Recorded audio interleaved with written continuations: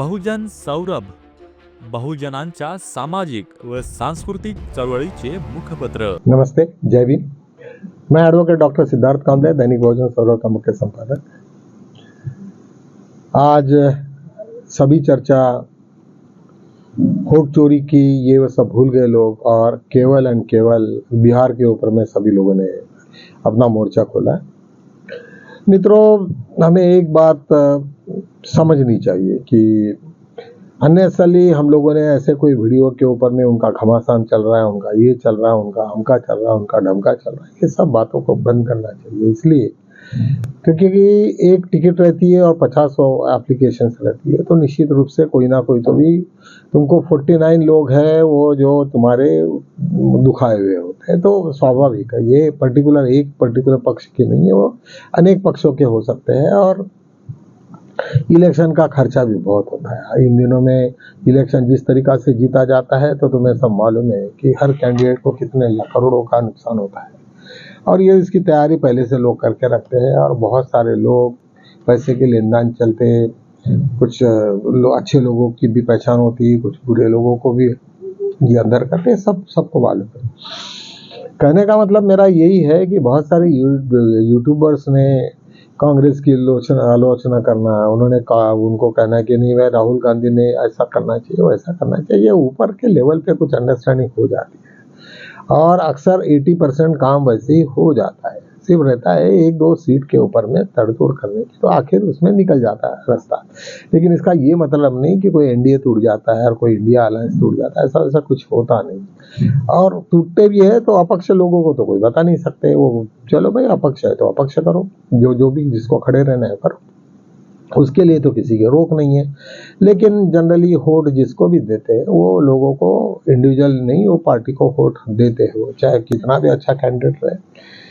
तो निश्चित रूप से मुझे ऐसा लगता है कि कुछ यूट्यूबर्स ने इंडिया अलायंस के ऊपर में कुछ ताशेरे उड़ाए। उन्होंने कहा कि नहीं, राहुल गांधी ने उसमें बीच में पड़ना चाहिए। राहुल गांधी राष्ट्रीय नेता है और वो बिहार के लोकल इलेक्शंस में, एमएलए के इलेक्शन में उनको क्या मालूम है कि किसने क्या किया, कौन सी जाति क्या है।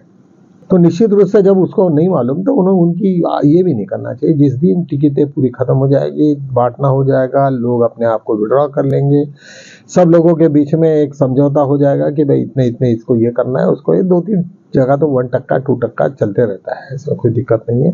तो उसके बाद में ही सब बराबर हो जाता है। तो निश्चित रूप से आज कोई निष्कर्ष पे पहुंचना गलत है कि बीजेपी का हो या जेडीयू का हो या फिर एनडीए का हो या कोई भी रहे, इंडिया अलायंस रहे, कुछ भी रहे, उसमें कोई हमने अपना ये रखना नहीं चाहिए।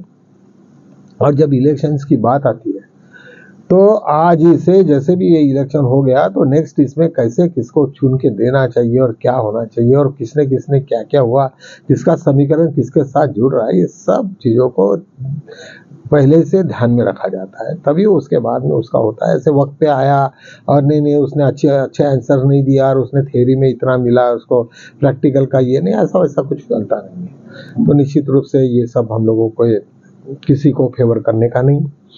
जो भी सिचुएशन नेशनल लेवल में चलेंगी, एक बड़ा ही अच्छा वीडियो मैंने अभी थोड़ी देर पहले देखा, राहुल गांधी को कुछ हलवाई बन के अपने कुछ ये कर रहता है, वो तेल में कुछ तल रहे थे वगैरह वगैरह कुछ है। ठीक है, ये कॉमन आदमी को बड़ा अट्रैक्शन लगता है, कॉमन आदमी को लगता है कि यार राहुल गांधी ये हलवाई भी बन सकते हैं, ये भी हो सकता है। निश्चित रूप से उसका प्रभाव कुछ ना कुछ हद तक लोगों पे होता है। अभी ऐसे भी कुछ खबर आई है कि बीजेपी में जो टिकट दिए उनमें इस वक्त यादव लोगों को बहुत कम टिकटें दी गई। जितने हो सके उतने यादव लोगों को उन्होंने निकालने की कोशिश की। अभी ऐसा है किसने उसका किस तरीका से अर्थ निकालते हैं वो एक्चुअली वो एलिजिबल या लोगों ने उसको क्या समझ के किया है, वो पार्टी का ये है। जब पार्टी ने टिकट दिया है किसी को तो उसको जितवाने का भी काम उनका है। तो निश्चित रूप से जिसने भी टिकट दी होगी तो वो उसके लिए जिम्मेदार रहेगा, नहीं तो फिर पार्टी उसको क्या करती है सबको मालूम है।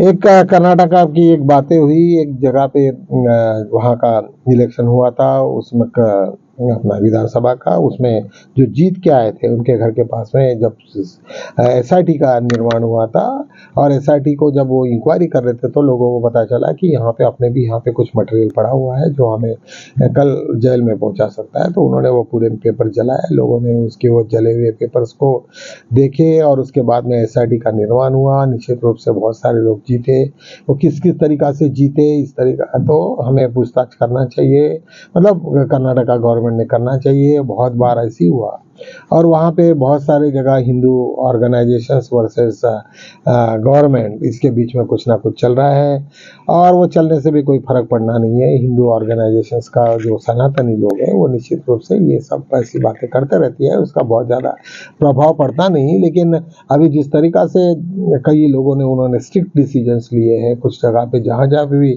उटपटांग मीटिंगें चलना, ये वो सब, वो तो उनको रिस्ट्रिक्शंस का लगा है। तो उन्होंने बोला कि नहीं तो हिंदू विरोधी है, तो सब ठीक है, जो भी बोलना है बोलते रहेंगे, लेकिन गवर्नमेंट उसके ऊपर में ठाम है, और सबको मालूम है कि वो भी हिंदू है, सभी हिंदू है, और हिंदू हिंदू मिलके कोई उसका कोई ये नहीं है। दोबारा एक इंटरनेशनल न्यूज़ है, डोनाल्ड ट्रंप ने फिर दोबारा मोदी जी को धमकाया है, तुमने अभी तक रशिया से ऑयल लेने का, ऑयल परचेज करना यदि अगर बंद नहीं किया तो हम निश्चित रूप से तुम्हारे ऊपर में और टेरिफ लगाएंगे। और यदि वो टेरिफ लगा देते तो फिर क्या इंडिया और पाकिस्तान और फिर अमेरिका के और भी संबंध खराब होने की संभावना है। मुझे लगता है इसमें कोई जो बिजनेसमैन्स है वो सब, उसमें बहुत बड़ा गेम हो रहा है, और मुझे लगता है कि दोनों भी पक्ष में क्या है अभी उसके ऊपर में हम लोगों ने कमेंट्स करना गलत है। अभी उनकी क्या स्ट्रेटेजी है, इनकी क्या स्ट्रेटेजी है, अमेरिका क्या कर रही है, रूस का क्या है, हमें तो सबके साथ में रहना है। लेकिन निश्चित रूप से कुछ पॉलिसीज़ के ऊपर में हमें नुकसान का है, फ़ायदा कैसा है, वो तो गवर्नमेंट सोचते रहती है। एक यहाँ पे बिहार में गिरिराज सिंह का, बीजेपी के एक बहुत बड़े नेता थे, उन्होंने कहा एक होटल को कि भाई तुमने वोट किसको दिया, बोले नहीं बीजेपी को दिया। उसने बोले कि मैं अल्लाह की कसम कहा, तो उन्होंने कहा कि नहीं मैंने तुम्हें कांग्रेस को वोट किया या कोई जनता दल को किया। तो जब वो सिचुएशन ने बोले तो उन्होंने पब्लिसिटी किया है कि देखो हमने जिसको ये दिए, पर्टिकुलर कार्ड दिए, बेनिफिट के, और वो वोट हमको नहीं देते, तो हम क्या करें, उसको हमें क्या करना चाहिए। तो ये सब तकरार वगैरह चीफ इलेक्शन कमीशन को हुई, लेकिन उसके ऊपर में तो सब चीफ इलेक्शन कमीशन को उन्होंने मुंह पे और आँख पे तो पट्टी बांध के रखी बीजेपी के, लेकिन दूसरे लोगों ने कुछ किया तो निश्चित रूप से वो जागरूक है। तो ये सब सिचुएशन है। एक ऐसी भी बात आई है कि आरएसएस का जो अभी एक वीडियो आया कि वो इवन सुप्रीम कोर्ट के जजेस को भी वो करते हैं। एक एमपी की बात है, एक भोपाल का कोई किसी के जज की ट्रांसफ़र रिकमेंड की थी यहाँ पे एक जगह है, तो वहाँ पे उनको इलाहाबाद में उसको लेके गए, जो बीजेपी को वहाँ पे नहीं चाहिए था। छत्तीसगढ़ की बात है, छत्तीसगढ़ में उनका पोस्टिंग हुआ था, उनको लगा कि अडवाणी के सब जितने भी मैटर्स रहेंगे वो सब के सब खटाई में आ जाएंगे करके उनको बेटर है कि आप इलाहाबाद में भेजो। तो इस तरीक़ा से वो है। तो कहने का मतलब ये है कि सुप्रीम कोर्ट के ऊपर में गवर्नमेंट का कितना दबाव रहता है, ये उसमें से दिखता है। और निश्चित रूप से वो एक बहुत ही ये बात है, और नहीं रहना चाहिए इतना प्रेशर, और कि भाई मेरा ये आदमी मेरे को ये काम करना है करके, ये जज ही मेरे को ठीक रहेगा वगैरह वगैरह करना ठीक नहीं है। एक आरएसएस के इससे एक बात आई है कि एक संजय जोशी की नाम बात, बहुत पुराने लीडर है आरएसएस के, उनकी दोबारा एंट्री होने की बात चल रही है। मुझे नहीं मालूम उसमें क्या होगा, क्योंकि जो उनके अपने बात में नहीं है, सिविल लोगों के ऊपर में सब चल रहा है।